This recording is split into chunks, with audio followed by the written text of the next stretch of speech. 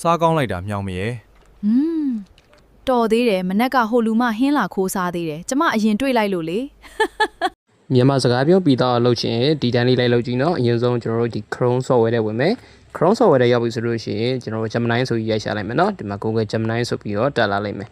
ဒီ Google Gemini နဲ့ရောက်ပြီဆိုလို့ရှိရင်တော့ကျွန်တော်တို့က Gmail account တစ်ခုနဲ့ကျွန်တော်ဝင်ပေးရမယ်ပေါ့နော်ကျွန်တော်တို့ဝင်ထားပြီးသားဖြစ်တဲ့ကြောင့်မလို့မဝင်ပြတော့ဘူးဒီမှာဆိုလို့ရှိရင်အပေါင်းလေးရှိရပါတော့ဒီအပေါင်းလေးနှိပ်လိုက်မယ်ပြီးသွားလို့ရှိရင်ကျွန်တော်တို့အပေါ်မှာ create image ဆိုတဲ့ဒီငပြောသီးပုံလေးနဲ့ဟာလေးဒါလေးကိုရွေးလိုက်မယ်နော်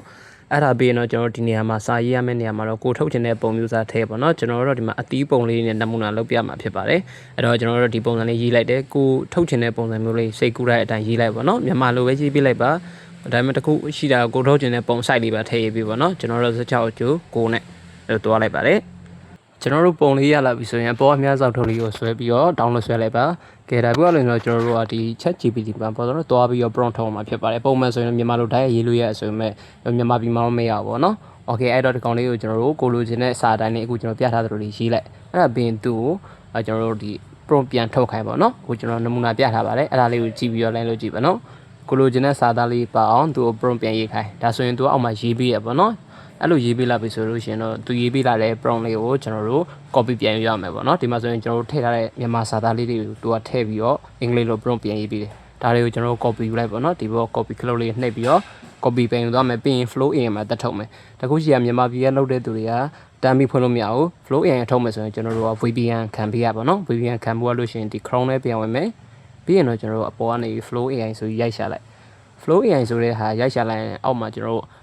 3လေးခုပေါ်လာမယ်ပေါ့နော်အဲ့ဒီမှာကျွန်တော်တို့အောက်က Google Lab ဆိုတဲ့ဒီပန်းရောင်ဟာလေးနဲ့ဒီကောင်လေးကိုကျွန်တော်ဝင်ရမှာဖြစ်ပါတယ်အဲ Google Lab ထဲကိုလည်းတူတူပါပဲထုံးစံနဲ့ကျွန်တော်တို့ရှေ့မှာလည်းကျွန်တော် video တင်ထားတယ်အကောင့်ထဲမှာဝင်ကြည့်လို့ရပါတော့ဒီလေးရောက်ရင် Gmail account တစ်ခုနဲ့ဝင်မယ်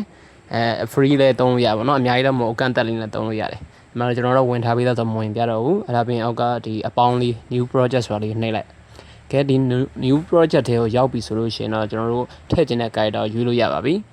အရင်ဆုံးဗီဒီယိုထုတ်မှဖြစ်တဲ့ကြောင့်မို့ဒီနေရာမှာရင်ရွေးပေးဖို့လိုရနော်ဒီဘက်ဇောင်းလေးပေါ့ဒီဘက်ဇောင်းလေးမှာရှိတဲ့အကွက်လေးကိုကျွန်တော်တစ်ချက်နှိပ်လိုက်မယ်သူအဲ့မှာဓာတ်ပုံထုတ်မှလားဗီဒီယိုထုတ်မှလားအဲ့ဒါလေးတစ်ချက်ရွေးလို့ရတယ်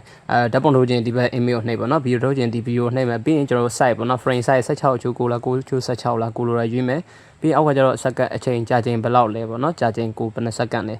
ပြီးတော့လို့ရှိရင်အောက်က1 2 3လေးဆိုတာဗီဒီယိုတစ်ပြိုင်နဲ့ဗီဒီယိုတစ်ပုတ်ထုတ်မလားနှစ်ပုတ်ထုတ်မလားသုံးပုတ်ထုတ်မလားပေါ့နော်အဲ့ဒါဒီပေါ်မူဒီအောက်မှာကျွန်တော်တို့ credit က15 credit အဲ့လိုမျိုးပေါ့နော်သူအနေများကွာသွားတယ်ပေါ့နော်10စက္ကန့်ဆိုရင်12 credit အဲ့လို credit အနေများကိုသုံးတဲ့အကြာချိန်ပေါ်မူတည်ပြီးတော့ကွာသွားပါတယ်ကိုစိတ်တိုင်းကြရွေးပြလို့ရှင်တော့ကျွန်တော်ဒီအောက်မှာရှိတဲ့အပေါင်းလေးကိုနှိပ်ပြီးတော့ခုထည့်ခြင်းနဲ့ဓာတ်ပုံထည့်မယ်ဒါဓာတ်ပုံကနေထုတ်တာပေါ့နော်ဒါမှမဟုတ်ဒီနေရာမှာပုံမထည့်ပဲစာတိုင်းရဲ့ရေးလေးရပါတယ်ဒါဆိုလို့ရှင်တော့တသမမထွက်လာဘူးပေါ့နော်ဒီနေရာကိုနှိပ်ပြီးတော့ကျွန်တော်တို့ကိုယ့်ရဲ့ gallery ထဲကကိုထည့်ခြင်းတဲ့ပုံလေးထည့်မယ်ကျွန်တော်ကထုတ်ထားတဲ့ဒီအသီးပုံလေးပေါ့နော်ဒါလေးကိုကျွန်တော်ထည့်လိုက်မယ်ဒါဆိုရင်သူ upload လုပ်နေတဲ့အချိန်မှာခဏလေးရောစောက်ပြရမယ်ဒီပုံလေးကျွန်တော်တို့ပေါ်လာပြီဆိုရင်ဒီနေရာမှာသူ့ပုံလေးပေါ်လာပြီဆိုတော့မှကျွန်တော်တို့ကျန်တော့ဆက်လုပ်လို့ရမယ်နော်ဒါလေးတော့ခဏစောက်ပြရမယ်တခုရှိရ VPN ဖွင့်လာပြီးဖို့လိုတယ်ဒါမြန်မာပြည်ကနေဆို VPN လိုပဲပေါ့နော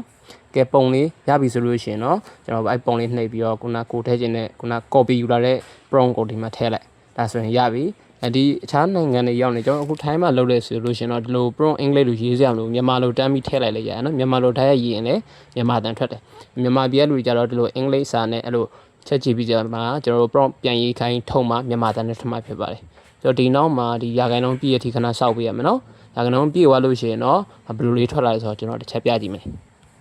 ကဲဒါဆိုလို့ရှိရင်တော့ဒီမှာဗီဒီယိုထွက်လာပြီပေါ့နော်ရာခိုင်နှုန်းပြည့်သွားပြီဒါဆိုရင်သူ့ရဲ့အတန်ဘယ်လိုအတန်ရှိတဲ့တခါတည်းကျွန်တော်ဖွင့်ပြလိုက်မယ်တစ်ချက်ကြည့်သွားနော်ကျွန်တော်ရဲ့အချစ်ဆုံးလေးအတွက်ဆိုကိုကစူပါဟီးရိုးတစ်ယောက်ပါကိုရေအောက်မှာမွေကြီးမလေးတော့ကြောက်တယ်ကျွန်တော်ရဲ့အချစ်ဆုံးလေးအတွက်ဆိုကိုကစူပါဟီးရိုးတစ်ယောက်ပါကိုရေအောက်မှာမွေကြီးမလေးတော့ကြောက်တယ်ကဲဒါဆိုလို့ရှိရင်တော့မြန်မာအတန်ပီတာတဲ့ဗီဒီယိုလေးရပြီပေါ့နော်ဒီနီလန်အတိုင်းလုပ်ကြည့်ပါအကယ်ပြီးရင်တော့ကျွန်တော်အပေါ်မှာရှိတဲ့များလေးနှိပ်ပြီးတော့ download ဆွဲပြီးတော့ကိုလိုချင်တဲ့ site အတိုင်းပေါ့နော်ဒီမှာ file site တိုင်းရေးလို့ရပါတယ်ကျွန်တော်920နဲ့ဆွဲလိုက်တယ်ပေါ့နော်အစင်မပြေရရှိရင်လေ comment မှာမှန်းခဲ့လို့ရပါတယ် channel လေးကိုလည်း subscribe လုပ်ပေးဖို့တောင်းဆိုပါလေဗျအားလုံးကျေးဇူးတင်ပါတယ်